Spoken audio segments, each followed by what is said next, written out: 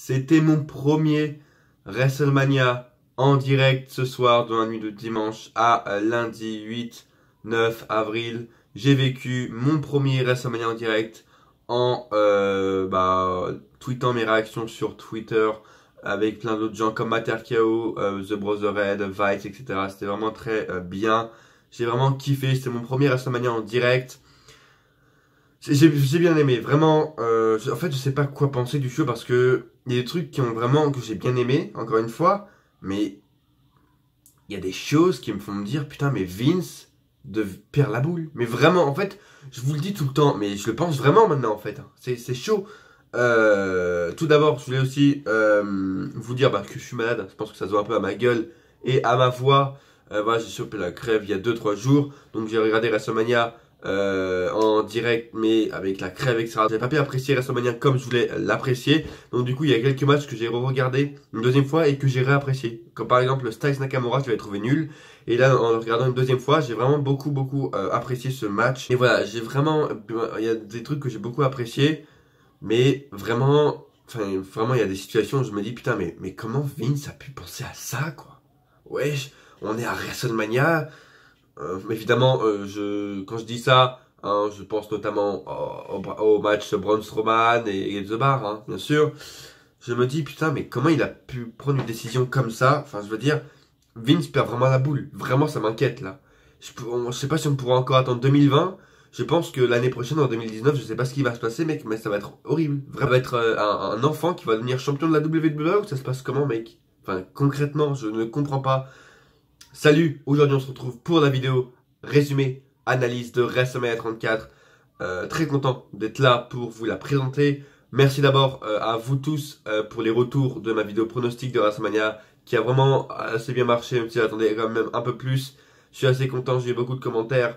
Vous m'avez laissé vos avis, vous m'avez dit que mon intro était bien. Franchement, je vous remercie pour ça parce que vraiment, ça me touche parce que vraiment, j'ai mis vraiment des jours et des jours, comme je vous l'ai dit, à faire l'intro. Et des gens qui me disent ton intro est magique, etc. Vraiment, merci beaucoup à vous. Il y a même des gens comme Fevez qui ont voulu reprendre mon intro dans leur vidéo, mais malheureusement ils n'ont pas pu à cause de strike. Voilà. Mais vraiment, je suis très content de vos retours. La vidéo était longue, je suis désolé, je vais vraiment essayer de faire plus court maintenant. Et vraiment, j'ai mis tout mon cœur dans cette vidéo, donc je suis content qu'elle vous ait plu. Je vais essayer aussi de faire court parce que déjà j'ai plus de voix. Et voilà, vous pouvez le voir surtout à mes yeux, etc., à ma tête, je suis vraiment défoncé. Cette crève me défonce vraiment. J'espère vraiment que c'est vite terminé. Je sais pas si je vais arriver à vous distraire, à vous divertir durant cette vidéo, mais en même temps, je suis un peu mort. Du coup, on va commencer tout de suite, on va pas perdre de temps. Il y a un peu 14 matchs, 13 à analyser, beaucoup de choses à dire. Si c'est toujours pas fait, n'hésitez pas à aller sur mon compte Twitter. J'ai réagi en direct sur Twitter à WrestleMania. Vraiment, c'était un truc vraiment, c'est la première fois que j'expérimentais ça et vraiment, c'est vraiment bien aimé. Merci à vous de me suivre, abonnez-vous si vous aimez ce que vous voyez. Et on va tout de suite commencer, je vais vous présenter, je vais vous analyser, je vais vous dire tout simplement le pré-show, qu'est-ce qui s'est passé, parce que même si ça intéresse pas beaucoup de gens, il s'est quand même passé des trucs dans le pré-show. On a eu d'abord la bataille royale en honneur d'André le Géant, qui a vu la victoire de Matt Hardy et le retour de Bray Wyatt. Donc il avait son retour pour aider monsieur Matt Hardy, donc qui fait un gros face turn, Bray Wyatt qui redevient babyface, et à la fin du match on a Bray Wyatt et Matt qui se prennent dans les bras, etc. Donc une nouvelle équipe se crée, vraiment j'ai hâte de voir ce qui s'est passé, j'ai hâte de voir ce qui va se passer dans les jours à venir. Vraiment je suis hypé là, une nouvelle équipe. Ça va être assez intéressant parce que je pense que les deux peuvent être en équipe, mais en même temps ils peuvent être solo, donc du coup ça va être une équipe qui va pas toujours être en équipe, je pense, s'ils sont en équipe. Donc du coup je pense que ça va être assez intéressant. J'ai hâte de voir ce qui va se passer, vraiment très stylé en plus avec Bray Wyatt à la fin qui est en mode follow the borders et derrière Matt Hardy qui est en mode delete. C'est vraiment énormissime. On a également eu la Battle Royale féminine, j'allais dire en l'honneur de... non, Battle Royale féminine tout simplement. La première Battle Royale féminine. Bon, il s'est un passé de fou, Naomi a gagné, voilà, ciao. Et on a eu le match Cruiserweight Championship, Mustafa Ali contre Cedric Alexander. Ce match, j'ai vraiment été un peu déçu encore une fois. Je vais noter ce match parce que, comme je vous le dis, dans les Big Four, je note les matchs, même dans les Big Four, je pense dans les papers tout court. Je note tous les matchs où il y a des titres, donc même s'ils sont dans le pré-show, je les note. Mais voilà, ça va vraiment pas être négatif parce que c'est vraiment une bonne note. Du coup, c'était bien divertissant, même si je suis un peu déçu quand même parce qu'ils n'ont pas pu délivrer leur moveset. Ils ont vraiment eu pas beaucoup de temps. Je crois qu'ils ont eu, ouais, même pas une dizaine de minutes. J'attendais vraiment plus niveau in-ring, voilà. Belle entrée de Mustafa Ali qui a fait un truc spécial avec de la fumée bleue, etc. Vraiment belle entrée de Mustafa Ali. Bah, je suis un peu déçu, vraiment. J'attendais un peu plus quand même de ce match. Cédric Alexander repart avec la victoire, je vous l'avais dit, il le mérite. Je pense qu'il va continuer de rivalité avec Mustafa Ali pour le titre, je pense. Mais très content pour Cédric Alexander. On va pas y rester plus longtemps. C'était un bon match. On va mettre un 8,25 sur 10 pour ce match. L'opener du show, du main show, était le match pour le titre intercontinental. The Miz défendait son titre contre Seth Rollins et Finn Balor. 3 entrées très très belles. Enfin, Finn Balor un peu moins, même si c'était un peu cucu, genre... Bref. Je trouve que l'entrée de Finn Balor était un peu cucu et un peu fade par rapport à ce que j'attendais. C'est son premier WrestleMania et c'est ça son entrée. Ok, d'accord. Seth Rollins a une entrée assez stylée avec du feu, etc. Et The Miz a une entrée aussi assez stylée avec une tenue très vraiment stylée. Et The Miz a vraiment porté ses couilles ce soir-là parce que à son entrée, il y avait Miz Tourage avec lui. Et dès l'entrée, il lui dit non, les gars, cassez-vous, là c'est WrestleMania. Je vais faire le match tout seul, je peux porter le match tout seul, etc. Donc vraiment un beau geste du Miz, très courageux. Et c'est comme ça que même un champion heel devrait être.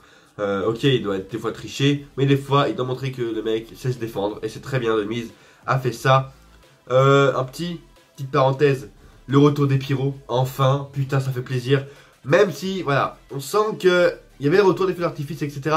Mais ils ont pas trop mis, tu vois, ils ont essayé de faire le minimum possible, tu vois, genre, il y a des entrées qui méritaient des feux d'artifice, ils l'ont pas fait. Le match, l'entrée de Charlotte, par exemple, qui méritait plus de feux d'artifice, elle a eu 2-3 feux d'artifice comme ça, mais rien de plus vraiment, même si son entrée était très stylée, mais voilà, ils sont multimilliardaires, mais au niveau des pyros, ils ont quand même fait le strict minimum, hein, ils en ont pas fait plus quand même. Très beau match, en tout cas, un très bon opener pour le titre intercontinental, très rythmé, vraiment, on a eu 15 minutes de match, je n'ai vraiment pas vu passer le match. C'était un très bon show, un très bon match. Voilà, rien de spécial à dire sur le match en lui-même, il était vraiment très bon et très rythmé. La fin, on a eu vraiment une très bonne fin, encore plus rythmée que le match en lui-même, avec un double coup de grâce de Finn Balor, un skull crushing finale du haut de la 3ème corde, vraiment exceptionnel. Et à la fin, on a Rollins, vraiment le suspense était vraiment à son comble à la fin du match. Et à la fin, on a vraiment Rollins avec la foule en délire, qui nous fait un double curb stomp sur Finn Balor et The Miz, et qui enchaîne encore un autre curb stomp, et un curb stomp, et pas stomp, comme ils disent, curb stomp, merci. Donc il enchaîne un deuxième curb stomp sur The Miz pour prendre la victoire tout simplement, et pour prendre le titre. Seth Rollins devient 12e Grand Slam Champion. J'ai hâte de voir ce qu'il va donner en tant que champion mineur, j'ai hâte vraiment, ça m'intéresse. Très bien le tomber sur The Miz, je pense maintenant il va prendre des congés. Et c'est très bien parce que comme ça ne décrédibilise pas Finn Balor, il se prend pas le tomber, je trouve vraiment que c'est très bien. Encore une fois, je vous le dis, j'ai vraiment pas vu passer les 15 minutes, c'était vraiment énorme, on avait vraiment de beaux spots comme le Skull Crushing Finale du haut de la 3ème corde. Bravo à Seth Rollins, même s'il y a quelques points négatifs, par exemple, encore une fois, c'est vraiment le gros défaut des triple menaces WWE. C'est un triple menace, mais il n'y a pas de disqualification, etc. Mais ils vont pas à l'extérieur, ils n'utilisent pas d'objets, enfin ils restent à l'intérieur du ring alors que c'est un no disqualification, il n'y a pas de décompte à l'extérieur, il n'y a rien. Et pourtant ils restent à l'intérieur, c'est ça à chaque fois dans les triple menaces qui me fait dire putain mais mettez un match au pire, mettez des disqualifications, hein, parce que bon, ils vont pas à l'extérieur, ils n'utilisent pas d'objets, même si c'est des faces, etc. Ça me descend un peu quand même. On n'a pas eu de retour de Dean Ambrose, bon, d'ailleurs on n'a eu aucun retour ce soir-là, alors que le show en lui-même prêtait à beaucoup de retours, on en a eu 0, super, bref. J'ai mis un 9,25 sur 10, vraiment un très beau match. Et on va passer au second match de la soirée. Charlotte Flair affrontait Asuka. Vous savez que j'attendais ce match avec impatience. Et pourquoi aussitôt en fait? Je comprends pas. Il a vraiment été beaucoup trop tôt. Je crois qu'ils l'ont confondu avec le Nia Jax contre Alexa Bliss qui a été vers la fin du show. Je pense qu'ils ont inversé les deux matchs. Hein. Concrètement, ce match-là ne méritait pas d'être aussi tôt dans le show. Je veux dire, c'est un digne d'un main event. Je comprends pas, vraiment. Je vous l'avais dit, les amis. Je vous l'avais dit. Charlotte pète la streak d'Asuka. Oh, j'ai été heureux quand elle l'a fait. Oh, j'ai été heureux, les amis. Vous ne savez pas comment. C'était vraiment un très bon match. J'ai pas quitté les yeux de l'écran une seule seconde. En plus, c'était en direct, donc vraiment, j'étais encore plus hypé.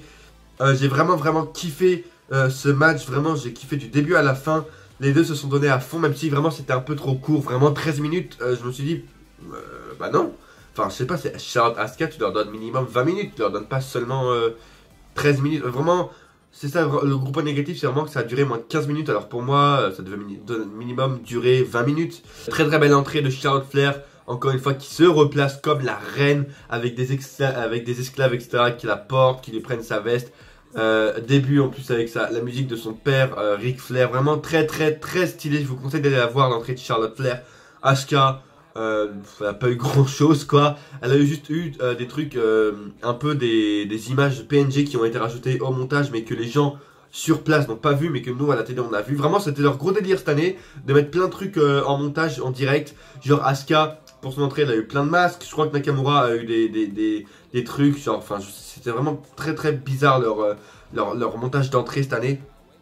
Bref. Voilà, ils veulent plus mettre de feu d'artifice, maintenant ils veulent vraiment mettre des trucs, des montages PNG partout quoi, bref. C'est leur nouvelle entrée, c'est leur nouveau kiff, écoute, c'est comme ça. Voilà, très très bon match. Asuka, Charlotte pardon, a pété la streak d'Asuka. À la fin on a un bon speech d'Asuka qui remercie Charlotte, qui lui dit voilà, tu étais prête pour moi, bravo à toi Charlotte, les deux se prennent dans les bras. Et on a une célébration de Charlotte Flair. Le titre de SmackDown, d'un seul coup, reprend une ampleur et reprend une importance d'un seul coup, c'est incroyable, vraiment. Le titre de SmackDown est d'un seul coup le titre le plus important de SmackDown. Enfin, le titre Women's devient d'un coup l'un des titres les plus importants du main roster. Concrètement, on ne sait pas pourquoi, hein, bien sûr. Charlotte Flair, ce match lui a vraiment fait du bien. Vraiment, elle avait vraiment besoin d'un match comme ça, parce que là, elle était vraiment fade. Je vous le dis encore une fois, elle était vraiment fade en tant que face. Là, ça la remet en tant que reine, en tant que top face, en tant que visage à SmackDown, c'est vraiment très bien. Est-ce que Asuka va rester à SmackDown? Je ne sais pas. En tout cas, vraiment, c'était un beau match. Au lieu de beaux moves, on a eu à un moment, Charlotte nous a fait un move de cruiserweight. Elle nous a fait une sorte de moonsault inversé avec un face buster sur Asuka de la 3ème corde, vraiment énormissime. Et ce match récolte une très bonne note. Oui, avant la fin, enfin à la fin bien sûr, quand Charlotte repart, etc. On a un arbitre qui court l'arène, qui court sur la rampe et qui vient informer Cena, qui était vraiment dans le public, hein, pour le coup. Cena a vraiment joué le jeu, il était vraiment dans le public. Et donc on a un arbitre qui vient et qui lui fait bon, Cena, vraiment je crois que là on a ton adversaire, il a répondu, Taker a répondu, et Cena il fait oh non c'est pas vrai.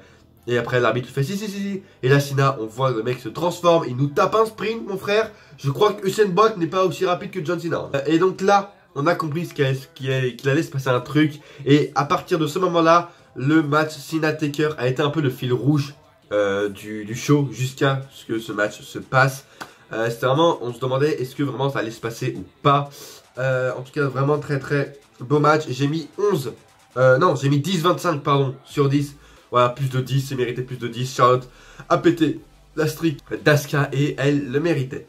On descend tout de suite, en tout cas de niveau, le Fatal 4-Way match pour le titre US. Bon, je vais pas vous dire, hein, normalement vous avez une image ici, je sais pas si je ferai le montage encore une fois.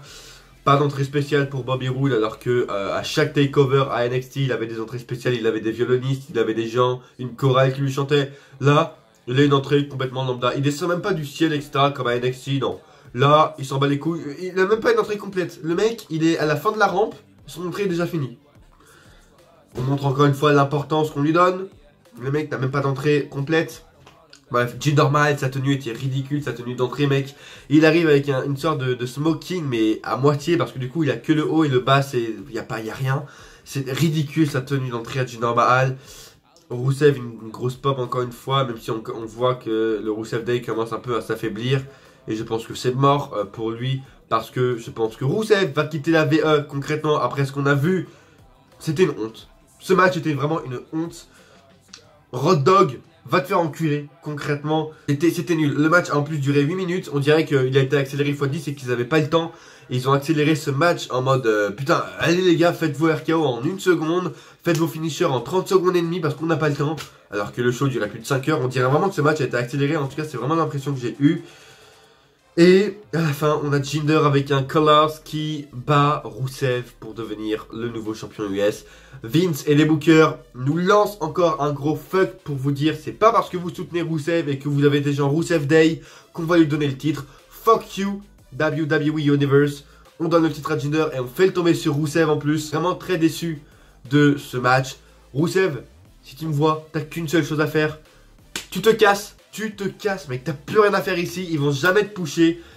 T'as du Rusev Day, t'es le mec le plus over, ils t'utilisent. Ok, c'est une entreprise, mais mec, t'es au top 1 des merchandising et t'as même pas un titre, t'as même pas le droit à un titre. Bref, Rusev, une seule chose à faire, tu te casses, tu vas au Bullet Club, tu rejoins Cody et tu te casses vraiment, t'as plus rien à faire ici. J'espère vraiment que, même si ça me décevrait, en vrai, ça me décevrait vraiment. Mais j'espère qu'à SmackDown, enfin dans 2 jours, il va annoncer qu'il quitte la VE vraiment parce qu'il a plus rien à faire ici. Vraiment, il a plus rien à faire. Fuck you, Road Dogg, encore une fois, va te faire enculer. Et j'ai mis 5 sur 10, voilà, Jinder Mahal champion. Qu'est-ce que vous voulez que je vous dise? C'est une très mauvaise erreur. Une très grosse erreur, pardon. C'est pas une très mauvaise, c'est une très mauvaise, mais c'est surtout une très grosse erreur. Ah, on remonte direct la pente, on passe au match, l'un des matchs les meilleurs de la soirée. À mon grand étonnement, le tag team mixte Ronda Rousey et Kurt Angle affrontaient Triple H et Stephanie McMahon. Vraiment, je vous le dis, j'attendais vraiment beaucoup de ce match. En tout cas, on a une belle entrée des 4. Encore une fois, Triple H qui entre avec une moto. Je pense que maintenant, quand on dit entrée de Triple H, on pense à moto. Tout de suite, l'année prochaine, il va aussi entrer avec une moto. Je pense que c'est son style maintenant. Stephanie McMahon faisait vraiment pitié pendant l'entrée de Triple H. J'ai essayé de la recopier, etc. Quand elle a craché comme Triple H l'eau. Enfin, c'était vraiment, elle faisait pitié, Stephanie McMahon.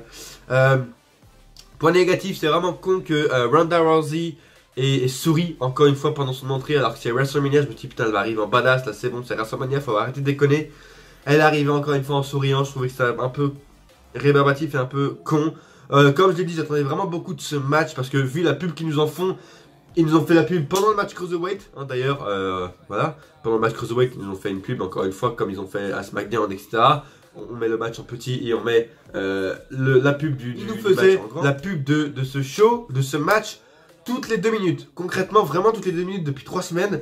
Donc je me suis dit, putain, ils nous ont fait la pub, vraiment, je vais noter mal ce match, hein, vraiment, j'attendais beaucoup de ce match. Et bah putain de sa race, c'était vraiment bon sa race, hein, putain.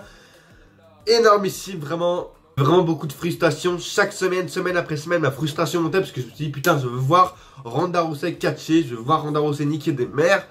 Et là, quand Kurt Angle a fait le tag à Ronda Rousey, putain, a essayé de déchaîner la meuf. Après, c'est parti en tornado. C'était même plus un tag team normal, c'était parti en tornado tag team match.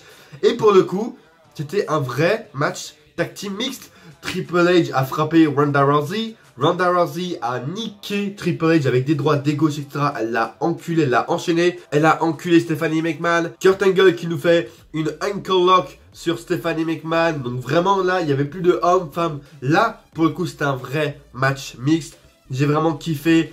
Rythme énormissime. Le public était vraiment présent. C'était vraiment chaud. 20 minutes, j'allais dire, je vous l'ai dit dans la vidéo pronostic, le match devait minimum durer 15 minutes parce que c'était les McMahon. Mais pour le coup, les 20 minutes étaient vraiment méritées et les 20 minutes étaient vraiment très bonnes. Je me suis pas ennuyé une seule seconde sur ce match.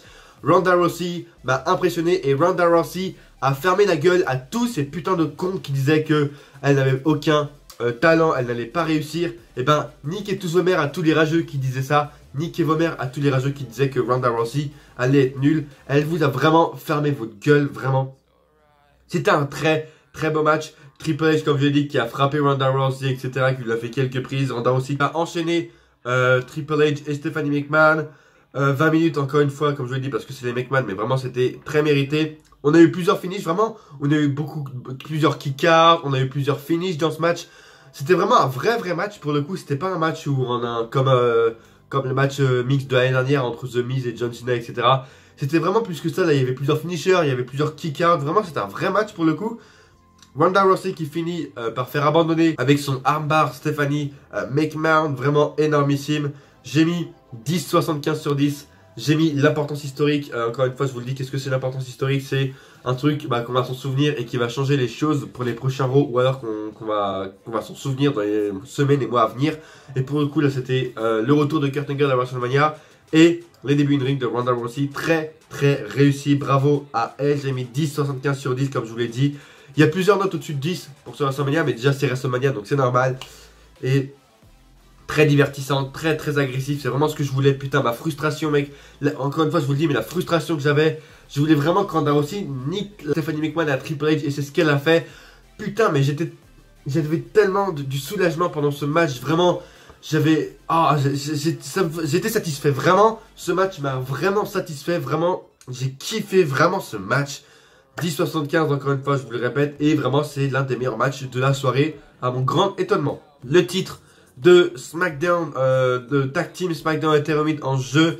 Les Usos affrontaient les New Day et les Bludgeon Brothers. Cela s'appelle un squash. Voilà, on va pas se le cacher. Le match était très rapidement. Il était rythmé, mais il a duré que 5 minutes. Je trouve vraiment, c'est vraiment débile. Je vous l'ai pas dit, mais ce match de jour en jour, d'heure en heure, de plus en plus qu'on s'approchait de WrestleMania, ce match me hypait de plus en plus vraiment. Il y a quand même beaucoup de matchs à moins de 10 minutes parce que ce match a duré voilà 5 minutes. Et c'est pas le premier de ce show à durer moins de 10 minutes vraiment. Il y en avait vraiment beaucoup dans cette soirée. Et vraiment je suis déçu parce que ok c'est les Bludgeon Brothers, ok vous voulez faire un squash, mais putain c'est WrestleMania donc tu pouvais un peu montrer de difficulté aux Bludgeon Brothers parce que c'est WrestleMania. Les Usos n'ont pas eu leur WrestleMania moment. Ok, ils ont pour la première fois été dans le main show. Mais le public était un peu mort durant ce match. En plus, les Usos n'ont pas eu une grosse pop. Ni les Bludgeon Brothers quand ils ont gagné. Les Usos et les New Day se sont fait défoncer concrètement.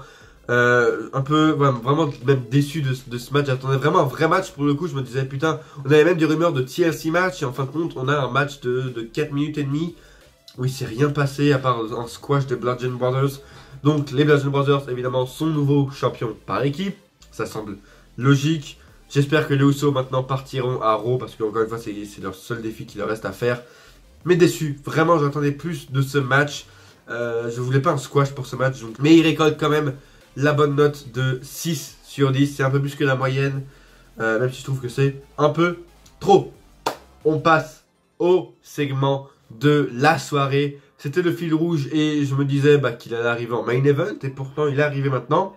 John Cena arrive sur le ring. Je sais plus s'il nous fait un speech ou quoi, je sais plus. Non, je crois qu'il attend vraiment un peu longtemps sur le ring, etc. À un moment, on a les lumières qui s'éteignent, évidemment. Donc on se dit tout ce que c'est Undertaker.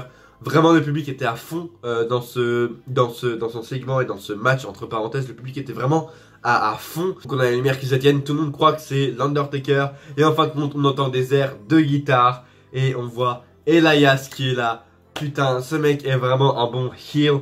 Il nous fait un petit speech, etc. En mode, si vous attendez quelqu'un, il a pas autant de charisme que moi. Celui que vous attendez n'a pas autant de force que moi, etc. Vraiment...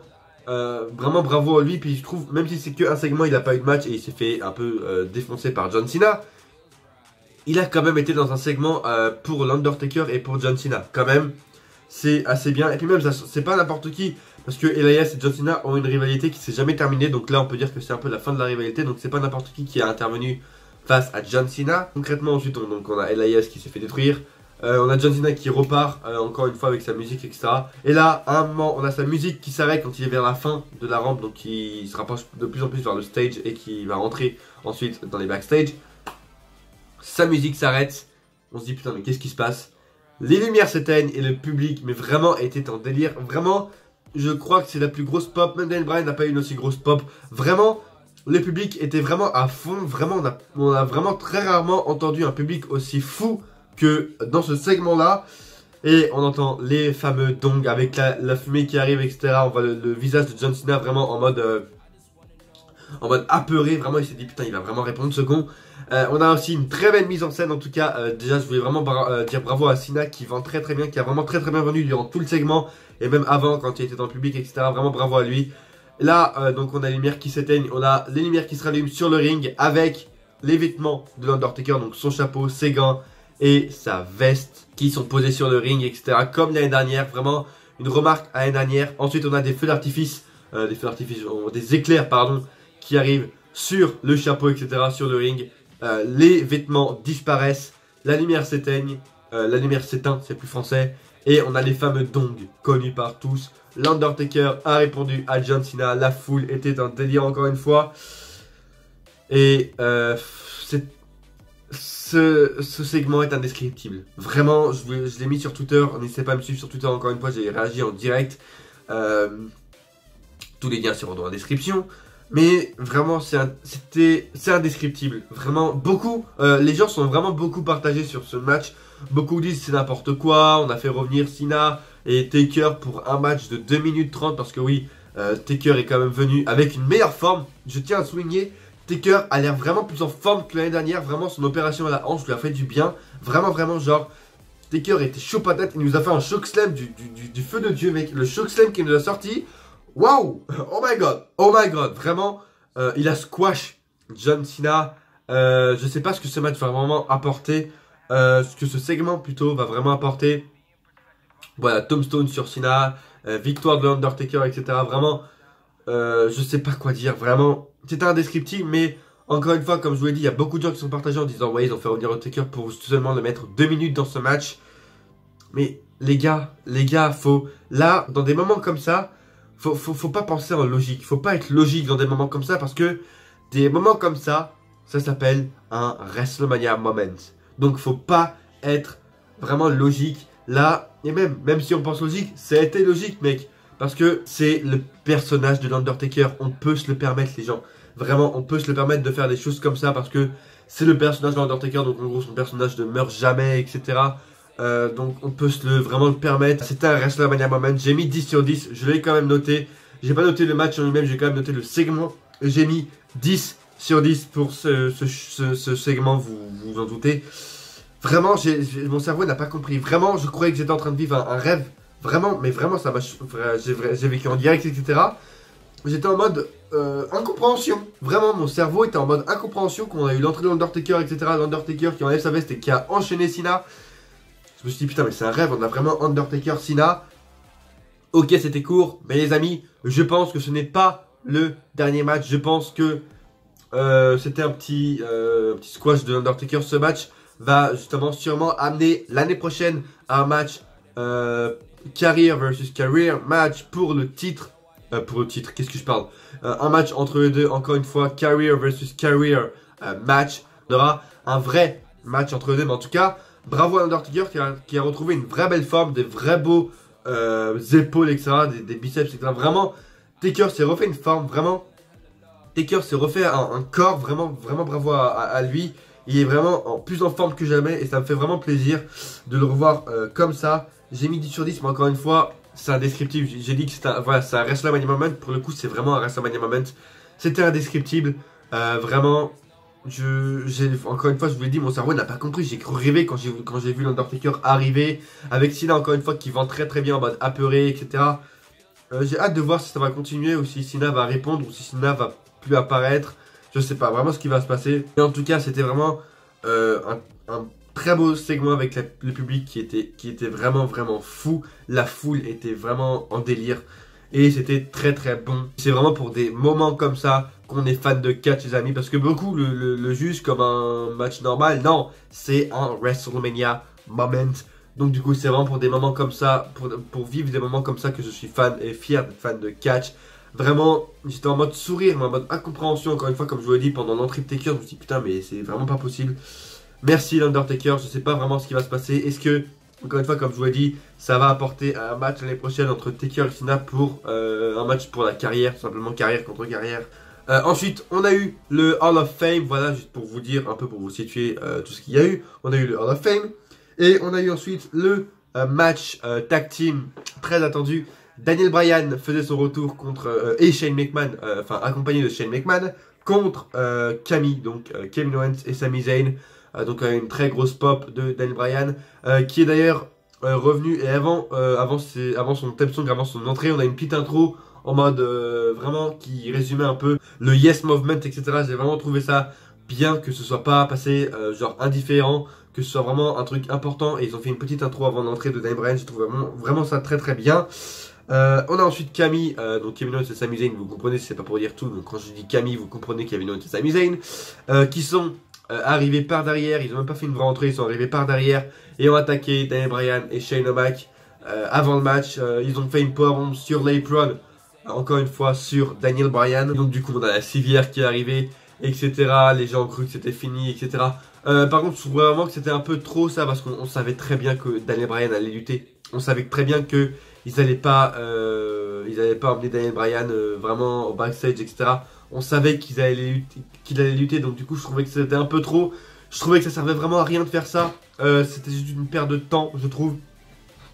Et donc ensuite, quand on a Daniel Bryan qui se fait voir par les médecins à l'extérieur du ring, on a Shane McMahon qui prend ses couilles, qui dit ok, je vais faire un 1 contre 2, il va faire un match handicap. Donc il a fait un match handicap pendant une dizaine de minutes, on va dire, contre Camille. Il s'est un peu fait défoncer, on a eu un coast to coast de Shane McMahon. Et donc à un moment, on a eu Daniel Bryan qui est revenu, et là c'était la foule en délire. Et il nous a dévoilé son moveset qu'il nous avait plus dévoilé depuis des années. Vous voyez vraiment qu'il était content de revenir sur le ring, il était vraiment content de refaire toutes ces prises là. Bravo à lui, évidemment. Victoire de Daniel Bryan en faisant abandonner avec son Yes Lock Sami Zayn. Donc Sami Zayn et Kevin Owens sont virés de SmackDown. Je pense qu'ils vont être encore une fois, comme je vous l'ai dit, ils vont aller à Raw tout simplement. Après Stephanie McMahon va les réintégrer, mais à Raw tout simplement. Énorme pop pour Daniel Bryan. J'ai mis 9,75 sur 10. Encore une fois, pour ce match, j'ai mis importance historique parce que, encore une fois, c'est le retour de Daniel Bryan après 3 ans d'absence. Donc c'est une importance historique, on va se rappeler plus tard. Bravo à lui, victoire de Daniel Bryan. J'ai rien à dire de plus de ce match. C'était un bon petit match qui passe, voilà, un bon petit match un bon petit match qui passe pour un retour de Daniel Bryan. C'était vraiment ça le fil rouge de ce match. Et Kevin Owens et Sami Zayn sont virés de SmackDown. On a après un match qui m'intéressait pas plus que ça vraiment. Je sais, on savait déjà tous le résultat avant, quoi, je veux dire. Alexa Bliss affrontait Nia Jax pour le titre de Raw. Entrée assez stylée pour Alexa Bliss en mode vraiment déesse comme elle aime s'appeler. Elle descendait du ciel, etc. Vraiment assez bien. Elle va vraiment aller assez rapidement sur ce match. Encore une fois, comme je vous l'ai dit, je pense qu'ils ont inversé ce match avec le Charlotte Asuka. Je pense qu'ils ont inversé la place des matchs concrètement.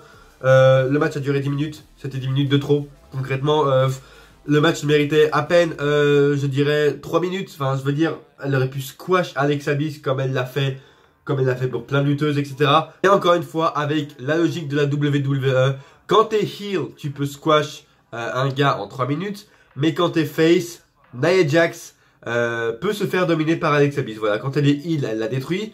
Mais quand elle est face, évidemment, Nia Jax se fait dominer par Alexa Bliss. Elle s'est fait vraiment dominer la plus grande partie du match. C'est Nia Jax qui s'est fait dominer par Alexa Bliss avec des baffes, etc. Enfin, absolument pas crédible, vraiment pas du tout crédible. La domination d'Alexa Bliss sur Nia Jax qui a fait des DDT, etc. Des baffes. Vraiment, mais nul. C'est vraiment la logique de Vince que j'aime vraiment pas. C'est quand t'es heel, tu te fais squash et on n'arrive pas à t'arrêter. Par contre, quand t'es face, même si c'est Nia Jax, un petit coup et Alexa Bliss peut dominer Nia Jax. Enfin, c'est n'importe quoi, bref. Nia Jax commence un règne de destruction parce que oui, elle a gagné le match, encore heureux. 10 minutes, encore une fois, je dis que c'était trop. On aurait pu enlever 5 minutes et comme ça on aurait donné 5 minutes de plus à Charlotte Asuka. Bref, j'ai mis 7 sur 10 parce que le match était quand même assez brutal. J'ai bien aimé ça. Bravo à Nia Jax qui devient enfin championne, elle le mérite. J'ai mis 7 sur 10, encore une fois. AJ Styles défendait son titre contre Shinsuke Nakamura. C'était un bon match, encore une fois. Et ce match-là, par exemple, que j'ai regardé 2 fois parce que la première fois, quand je l'ai regardé, je vous le dis direct, hein, je l'ai pas vu passer. Vraiment, je crois que je me suis endormi pendant le match parce que, quand il y a eu la fin, quand il y a eu le Styles Clash, je me suis dit, ah, déjà, ok. Donc du coup, la deuxième fois, c'était bien mieux que je le regarde une deuxième fois parce que, du coup, je l'ai re-regardé et j'ai kiffé ce match. Vraiment, c'était un bon match, vraiment bien technique. Ils nous ont vraiment délivré leur moveset. Vraiment un très très bon match, très technique et rythme un peu lent mais assez psychologique en même temps. J'ai vraiment bien kiffé le regarder par rapport à la première fois. J'ai vraiment kiffé le regarder.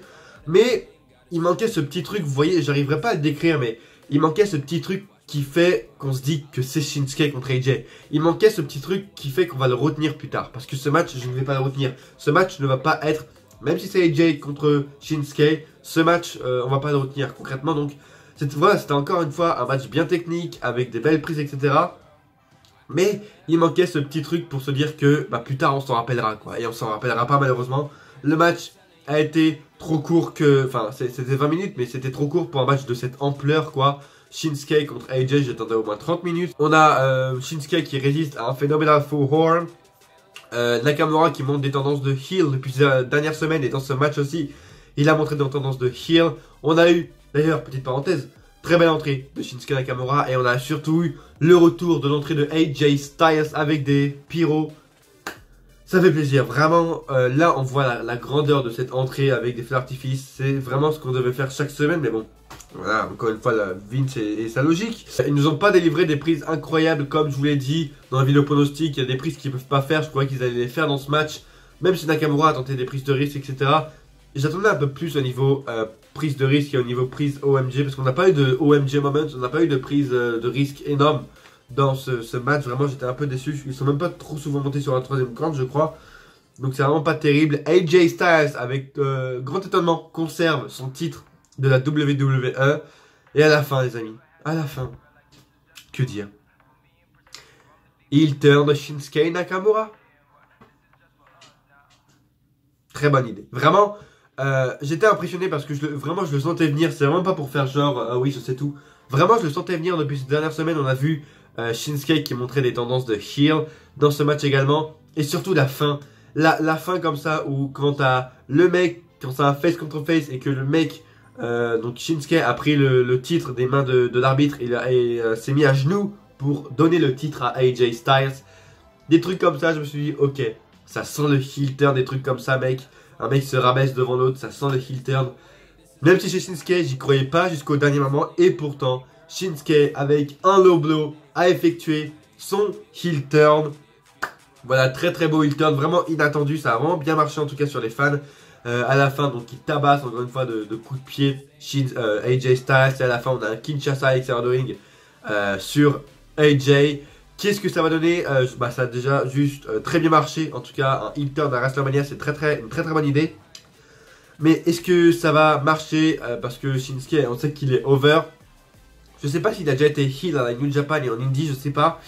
Mais je sais pas si ça va marcher. En tout cas, ici, à la WWE avec son entrée, etc.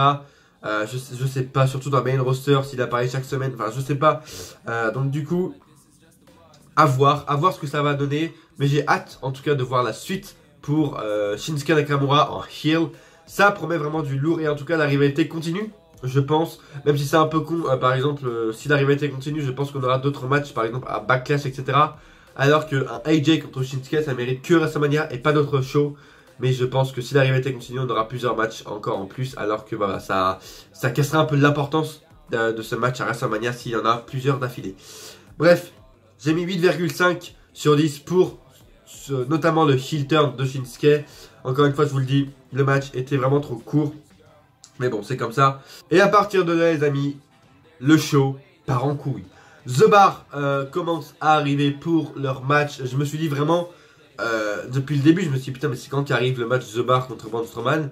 Et quand j'ai vu que le match AJ contre Shinsuke était avant ce match, je me suis dit putain, mais il y aura un retour de fou, c'est pas possible. Donc du coup, on a Braun Strowman qui fait son entrée, etc. et qui pousse, parce qu'en fait, The Bar ont fait leur entrée sur une sorte de voiture de carnaval, je sais pas comment on peut appeler ça. Et du coup, Braun Strowman a son entrée qui a tout viré, qui a tout balancé à l'extérieur, etc. Bah, il nous a fait du Braun Strowman. Je pense que vous avez tous vu ce qui s'est passé, je veux dire. Beaucoup ont aimé, beaucoup se sont dit ouais, c'est très bien. Putain, mais les gars, c'est WrestleMania. Vous vous rendez compte de ce qui s'est passé là? Un enfant vient de battre des champions. Un enfant à WrestleMania vient de devenir champion. C'est quoi la prochaine étape? C'est un enfant de 5 ans va devenir champion de la WWE en battant AJ Styles?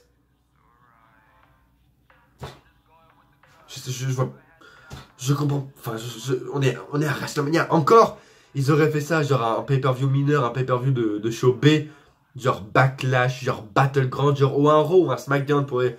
Un match pour le titre, genre sans importance.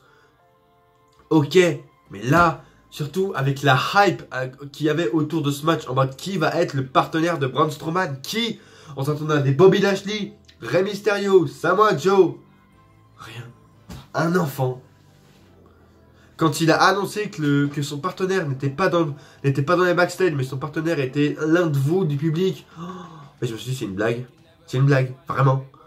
Et donc il a pris un enfant. Apparemment, je crois que l'enfant, c'est le fils d'un arbitre de la WWE, je crois, John Cole. C'est pour ça qu'il a été choisi, parce que oui, il n'a pas été choisi au hasard. C'est quand même WrestleMania, faut pas déconner. Le gamin était assis un peu au courant qu'il allait être choisi de ce qu'il devait faire. Le match, il n'y a rien à retenir. Concrètement, Braun Strowman a fait le match en entier. Comme je l'avais prédit, ouais. dans la vidéo pronostic. Cesaro et Sheamus se sont fait squash par un enfant et Braun Strowman, oui, à WrestleMania, sur la plus grande scène de toutes.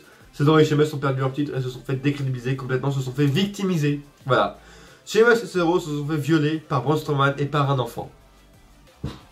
C'est la WWE, les amis. C'est la WWE. Mais vraiment, quand je dis que Vince perd la boule, c'est vraiment pas une blague. Là, par contre, Vince, laisse vite ta place à Triple H, parce que c'est vraiment plus possible. Si vraiment il s'est dit que ça c'était bien pour WrestleMania, c'est que vraiment il sait plus booker les shows là. Vraiment Vince.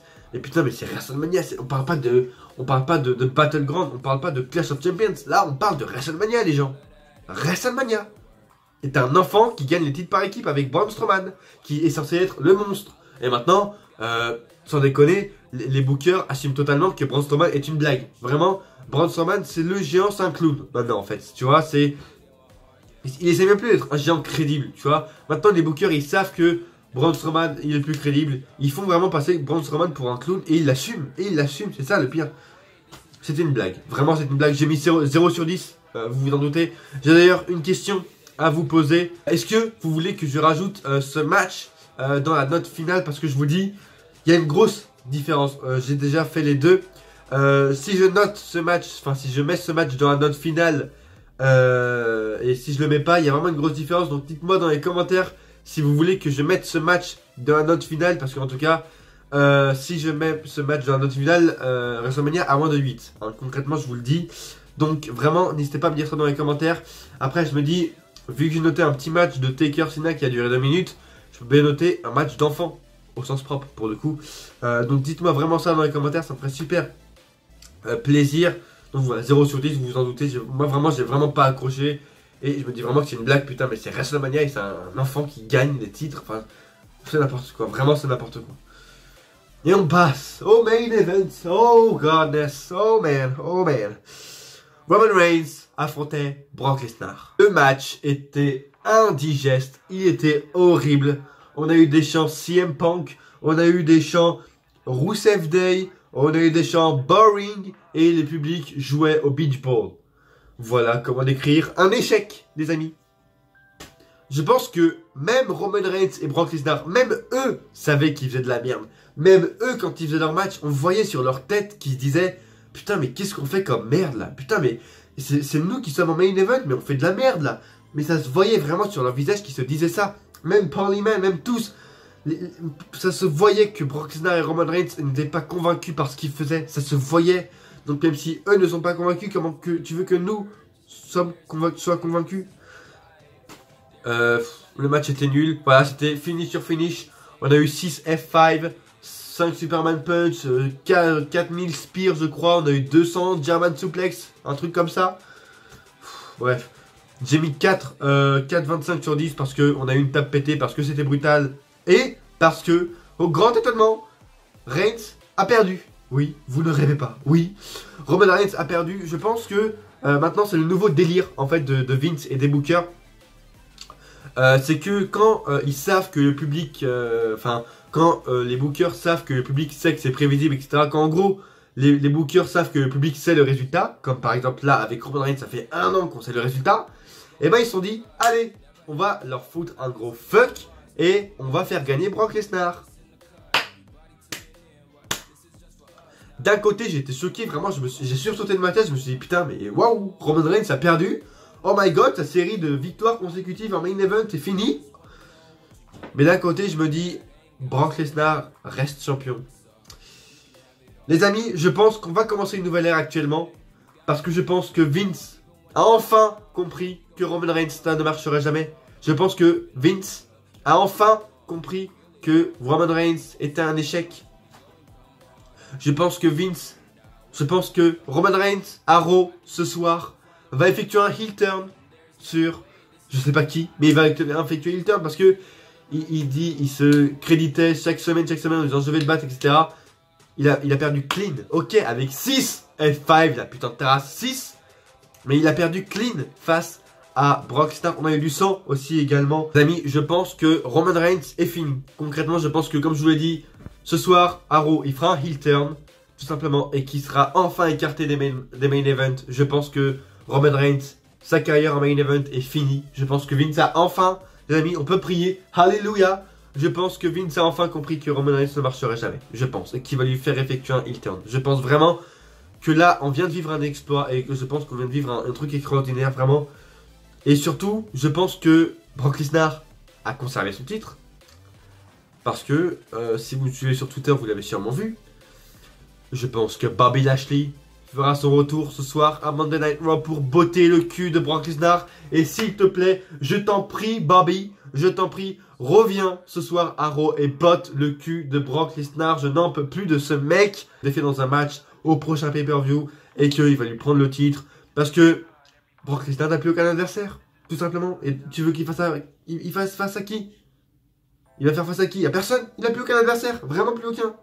Donc du coup, je pense que la seule solution, c'est un retour. Et je pense que la seule solution, c'est le retour de Bobby Lashley. En plus, vous savez que si Bobby Lashley revient, je serai très content parce que je suis un fan de Bobby Lashley. J'aime vraiment, vraiment Bobby Lashley. Donc vraiment, je serai très content qu'il revienne à la WWE. Surtout si c'est pour défier et pour botter le cul de Brock Lesnar. En tout cas, c'est vraiment mon pronostic. Je pense que Roman Reigns a perdu et que Brock Lesnar a conservé pour faire revenir pour le retour de Bobby Lashley. Je pense que c'est vraiment pour ça. Dites-moi dans les commentaires si vous voyez ça. Dites-moi dans les commentaires si vous avez aimé ce show dans les commentaires. Ça me ferait super plaisir. Qu'est-ce que vous avez pensé de ce WrestleMania? Est-ce que vous avez aimé le main event MDR? En tout cas, moi je vous le dis vraiment, je suis vraiment resté sur ma faim à la fin du show parce que quand on a eu le Lesnar Reigns, à la fin je me suis dit bon bah ok, il reste encore un truc avec Taker. Parce que pour moi, concrètement, quand j'ai vu Taker faire un match de 2 minutes et partir, je me suis dit ok, c'est pas possible, ils vont pas montrer seulement 2 minutes l'Undertaker à WrestleMania, c'est juste impossible. Donc je me suis dit vraiment qu'il allait se passer un truc à la fin du show. L'Undertaker, Tina allait revenir pour redéfier Taker et que Taker allait arriver en badass, tu vois, un truc comme ça. Vraiment, je me suis dit parce que je me suis dit c'est pas possible. Ils ont pas montré l'Undertaker seulement 2 minutes à WrestleMania, c'est pas possible. Et pourtant si. Donc je suis vraiment resté sur ma faim quand j'ai vu que quand Philippe Chiro a dit la suite au prochain numéro, je me suis dit ah, c'est la fin du show là? Donc il n'y a rien avec l'American Badass? Ok. Bon. D'accord. Donc je suis vraiment déçu d'un côté que le Deadman, l'Undertaker ne soit apparu que 2 minutes à WrestleMania. Vraiment, je voyais vraiment un segment en fin de show avec Cena qui redéfie Taker et Taker qui arrive en American Badass. Mais non. Encore une fois, je pense que comme pour le main event Reigns-Lesnar, tout le monde attendait l'Undertaker de retour en American Badass. Tout le monde. Donc, Vince s'est dit, ok, tout le monde l'attend, et ben on va leur donner un gros fuck et on va le ramener en Deadman. Encore une fois, ça me dérange pas parce qu'il y a une bonne mise en scène entre les deux. Il y a une bonne mise en scène durant WrestleMania avec Cena qui joue très bien son rôle. Comme je l'ai dit dans la vidéo pronostic et comme je l'ai dit tout à l'heure, son personnage le permet vraiment qu'il revienne en Deadman quand il veut, quoi. Son personnage ne meurt jamais, entre guillemets. Donc je trouve vraiment ça très très bien. Mais voilà, je reste vraiment sur ma faim et je termine ce show sur une note négative. Parce que je suis resté sur ma faim, comme je vous l'ai dit, j'attendais vraiment quelque chose après ce match. Je crois vraiment pas que Reigns-Lesnar était vraiment le main event et pourtant si. Donc je reste sur ma faim. Merci de m'avoir regardé. C'est enfin la fin de cette review. La note du pay-per-view. D'abord, je vais vous dire les points négatifs et positifs. En points négatifs, j'ai relevé 4 points négatifs.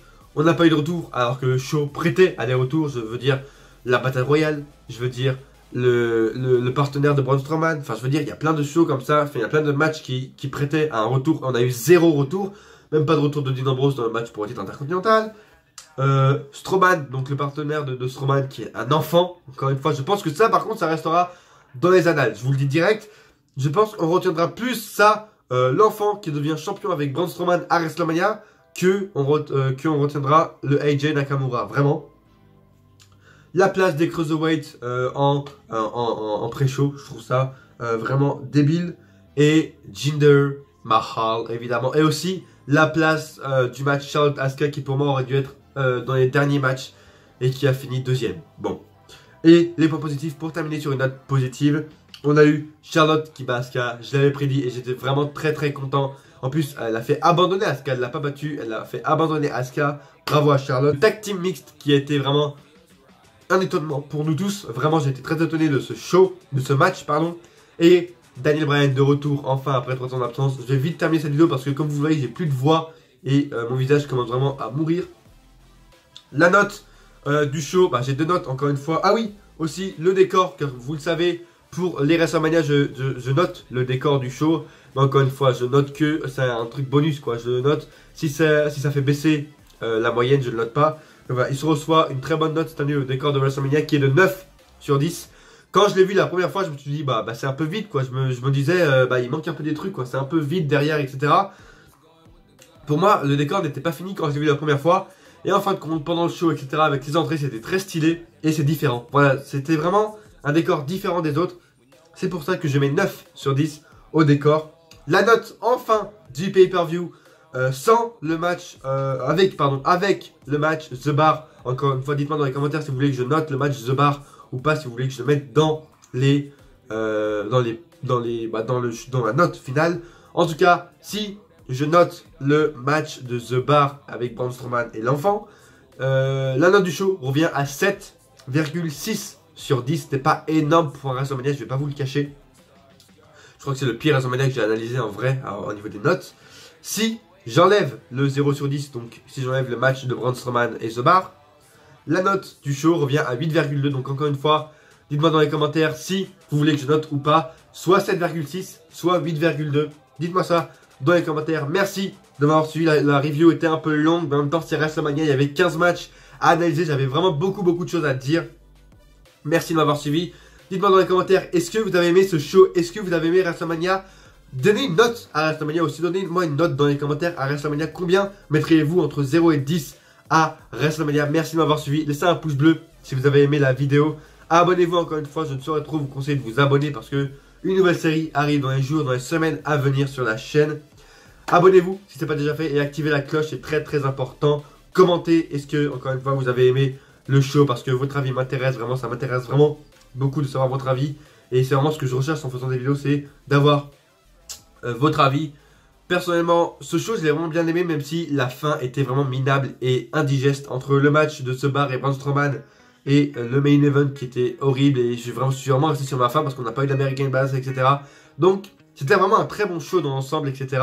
Mais la fin était vraiment nul à chier. Excusez-moi pour ma voix et excusez-moi pour ma tête parce que vraiment, j'étais vraiment mort. Encore une fois, j'ai vraiment la crève et c'est vraiment chiant. Mais chaque année j'ai la crève pour WrestleMania et ça me fait vraiment chier. Pour ceux qui ont regardé la vidéo jusqu'à la fin, dites-le moi dans les commentaires, encore une fois ça me ferait super plaisir. Et à coup sûr, on se retrouve dans une prochaine vidéo. Ou pas.